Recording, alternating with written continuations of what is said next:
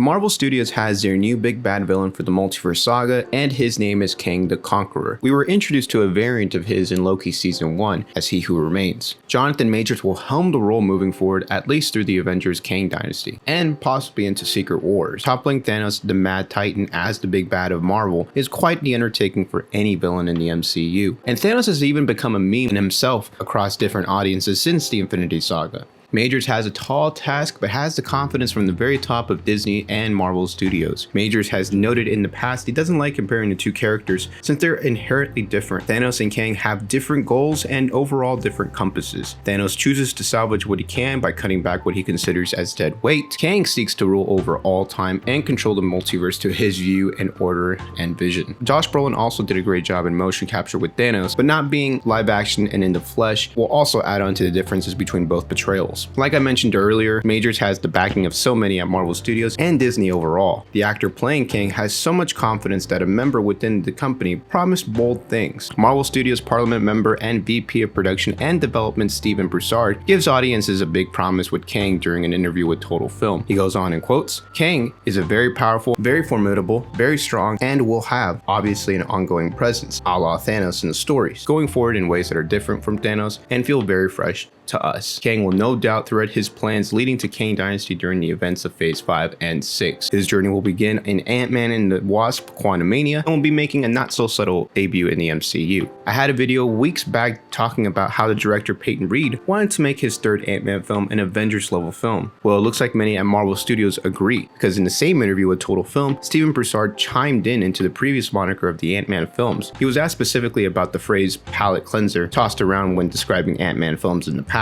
He addresses those and goes on in quotes, "Coming after the Avengers movie, phrases like palate cleanser had really been thrown around in the Ant-Man movies. But this time, it's different. We felt if we were getting a chance at a part 3, we want the film to be big and feel central to the future of the MCU. A very simple way to make the third film central to the overall Multiverse Saga would be to add the main villain of the overall saga to that very film. However, Kang does have a good place hidden within the quantum realm established during the previous events of the MCU. And the last hero to dive into the quantum realm prior to Scott Lang was Janet Van Dyne decades ago.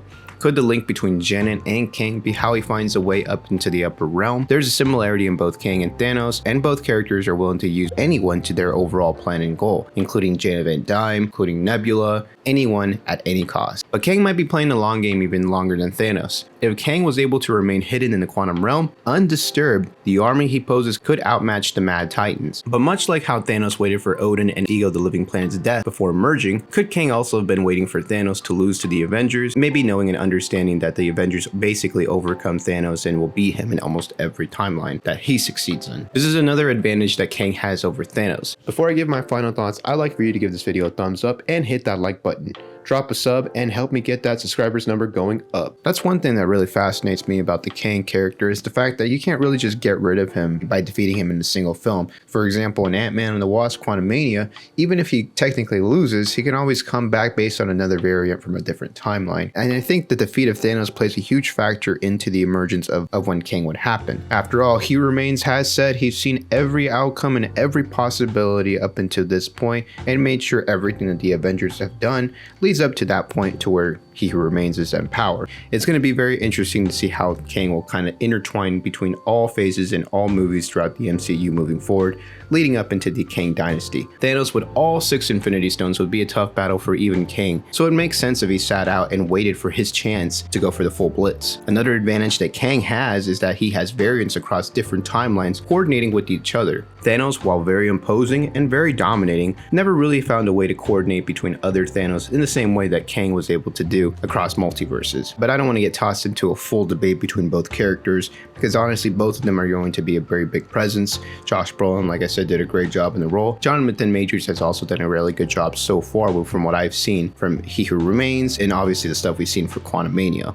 So what do you guys think about the direction for Kang the Conqueror, and do you guys like the mindset change at Marvel Studios over Ant-Man films? So share your thoughts down below. Thanks for watching this video, and I hope you stuck around long enough to drop a like. If you did subscribe, tell me in the comments below. And share your thoughts on topics like this one and others by clicking on the right side of your screen. I appreciate your support, and this has been Joel from Real Talk Movies. See you soon.